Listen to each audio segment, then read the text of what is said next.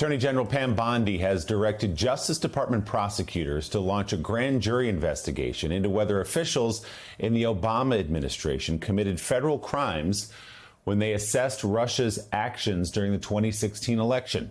That's according to a senior Trump administration official. The move comes after National Intelligence Director Tulsi Gabbard claimed last month top Obama administration officials carried out a, quote, treasonous conspiracy against Donald Trump.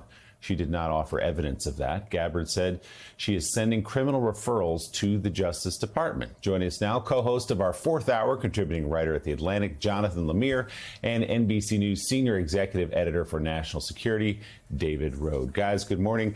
David, I'll start with you about this move from the Attorney General. What crimes are alleged here, and what about the statute of limitations, if you can come up with one? We don't know what the crimes are that are alleged here. We don't know who is being targeted, and we don't know where this grand jury will sit. And all of that's, very concerning. Normally in the, prosecution process in this country, no one's is indicted, no investigation is announced, or anyone is indicted before a grand jury has heard evidence and a fellow citizen decides this other citizen should be charged with a crime.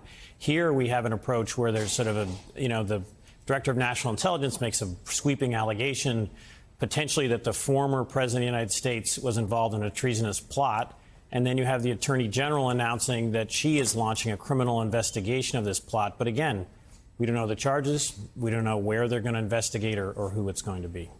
But the one thing we do know, Jonathan Lemire, is this is extraordinarily stupid. It's extraordinarily stupid on so many counts. If you look at the timeline doesn't add up. It's like when Donald Trump is saying that Barack Obama and Hillary Clinton created the Epstein files. No. That all happened during Donald Trump's first term. You look at the timeline here about what happened and when it happened. Barack Obama had nothing to do with this by anybody's accounts, and especially by the Senate Republican Intelligence Committee run by Marco Rubio, who afterwards said that it was Donald Trump's 2016 campaign that created a, quote, grave counterintelligence threat to the United States of America.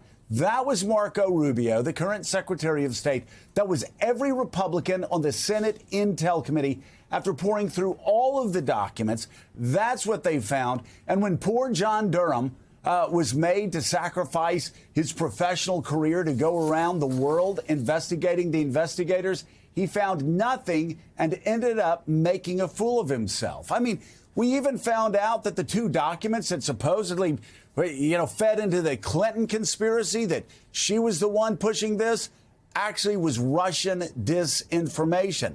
So, again, they know in the Justice Department that this is all BS. What's going on here? Well, first of all, Joe, I think this is a desperate attempt to distract. This is playing politics. This is reviving old conspiracy. Yes, reviving old conspiracy theories.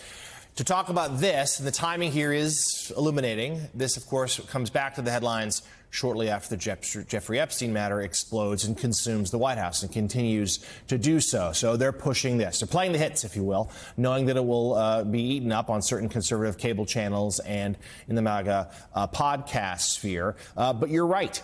This is something that it's also showcases the evolution of the Republican Party. That, after certain Republicans, of course, were delighted that Donald Trump won in 2016, but they still expressed, as you say, grave concerns with Russia interference. They were still supportive largely of the president's agenda, but they were fiercely critical of what he did in Helsinki when he sided with Russia over his own U.S. intelligence agencies. But now, with only a handful of exceptions, they sit idly by. So, David Rohde, let's dig a little deeper in this. As Joe said, some of the documents that are being presented as, hey, this is evidence of this conspiracy. Well, actually, it turns out, if you read the fine print, there's conclusions that some of them probably were drummed up in Moscow or the suburbs thereof.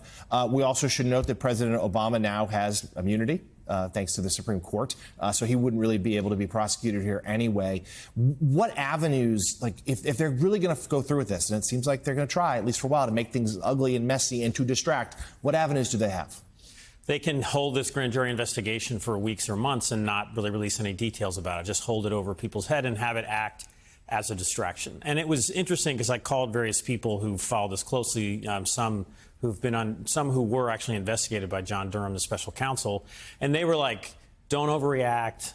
This is a political stunt, and it is a distraction. But I just want to say, they said there's another side of this, and that's that this is serious. They could pursue this. They could indict people. Ambassador David Pressman, the former U.S. ambassador to Hungary, wrote this very powerful op-ed in the New York Times recently saying, these are authoritarian tactics, and simply ignoring that is very dangerous, that it's very important. People in Hungary were like, Orban is this is a distraction, it'll pass. Business leaders, universities, people making, just deciding to go quiet for a while, and it worked. It gave Orban more power. So I just want to say there were other people who said this is incredibly dangerous. This is authoritarianism. These are sort of secret prosecutions. We don't know who is being targeted, but they're sort of throwing out these names, Obama's names, Comey's name, Clapper's name. And so this is completely unorthodox, I would say unprecedented for the modern American Justice Department since Nixon. And it's very disturbing at the very least. NBC's David Rohde, thank you very much for coming on the show this morning.